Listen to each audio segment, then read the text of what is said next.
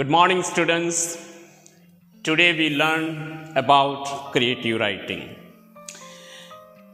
In creative writing, today we shall learn about paragraph writing, how to write a paragraph. Now, there are 3 steps involved in writing a paragraph. यानी कि examination में कोई भी subject आपको दिया जाए तो वो पैराग्राफ राइटिंग के लिए आपको 3 चीज़ें ध्यान में रखनी है। सबसे पहले start with an introduction that tells us about the subject. Paragraph का पहला ही जो है आपका जो इंट्रोडक्टरी पार्ट होगा उसमें आपको सब्जेक्ट को क्लियर करना है कि on which subject you are going to write the paragraph, that is called introductory part.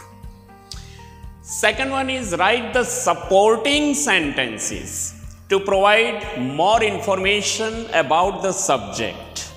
यानी सेकंड पार्ट जो है पैराग्राफ राइटिंग का उसमें आपको सपोर्टिंग सेंटेंसेस क्रिएट करने हैं ताकि सब्जेक्ट के बारे में और ज़्यादा इंफॉर्मेशन हम बता पाए।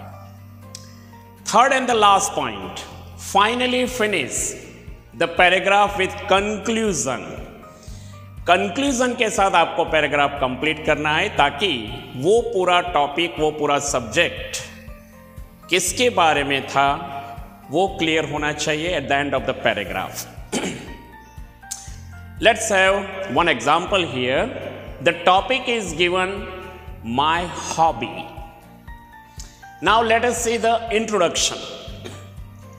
My hobby is playing the guitar. After coming back from school and completing my homework, I spend all my free time playing the guitar. So you can see here, my hobby किसके बारे में है तो कि guitar के बारे में है। तो यहाँ गिटार जो है वो सब्जेक्ट क्लियर होता है। Now supporting sentences for our paragraph. I started playing the guitar when I was 6 years old. It has been 5 years since I started learning from Mr. Lionel James. I enjoy practicing in the inter-school competitions.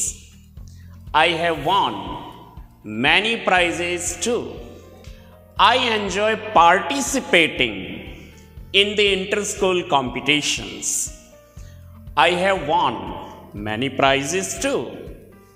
I want to create a band and perform when I grow up. So this one is supporting sentences part. Now let's come to the conclusion. Playing the guitar has taught me to concentrate well and keep a cool mind. I love playing the guitar.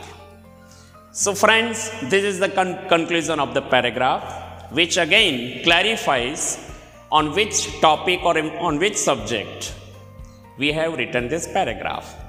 Now you can see here some of the words having underline. कुछ शब्द के नीचे underline आपको देखने को मिलेगी। वो underline इसलिए है कि ताकि जिस टॉपिक या जिस सब्जेक्ट के बारे में हमने पैराग्राफ यहाँ लिखा है वो क्लियरली रीडर के माइंड में इंटरप्रेट हो। जैसे कि पहली लाइन में है गिटार, अंडरलाइन किया है ताकि क्लियर हो जाता है कि हम गिटार के बारे में लिख रहे हैं। Second one, spend free time. आप गिटार कब सीखते हो? तो डेफिनेटली जब फ्री टाइम होता है, लेजियर टाइम होता है, उसमें हम गिटार सीखते हैं।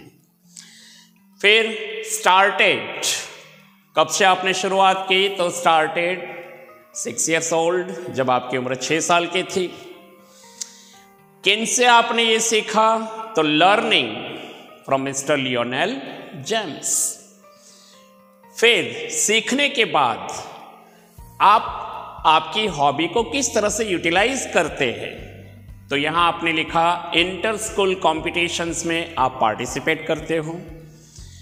डेफिनेटली पार्टिसिपेशन की वजह से आपको बहुत सारे प्राइजेस भी मिले होंगे, तो उसके बारे में लिख सकते हो कि वॉन मैनी प्राइजेस। फिर आपका ड्रीम होगा, आपका एम होगा कि आपकी हॉबी आपको फ्यूचर में कहाँ ले जाए, तो डेफिनेटली यहाँ आपके ड्रीम के बारे में भी आप लिख सकते हो कि आप बड़े होके अपना एक बैंड बनाना चाहते हो, you want to create a band. And in the conclusion क्या बेनिफिट, क्या एडवांटेजेस है ये हॉबी के, तो कॉन्सेंट्रेट वेल, आप अपने सब्जेक्ट के ऊपर, आपकी स्टडी के ऊपर अच्छी तरह से कॉन्सेंट्रेट कर पा रहे हो, एंड कूल माइंड, आपका बिहेवियर जो है वो भी एकदम डिसेंट बिहेवियर रिफ्लेक्ट होता है। So my dear friends, this is the way to perform, this is, I mean to say, the example of creative writing. So in this way you can write down about your own hobby, तो आप सब लिख पाओगे ना अपनी hobby के बारे में। Do write, okay? Wish you good luck. Thank you very much.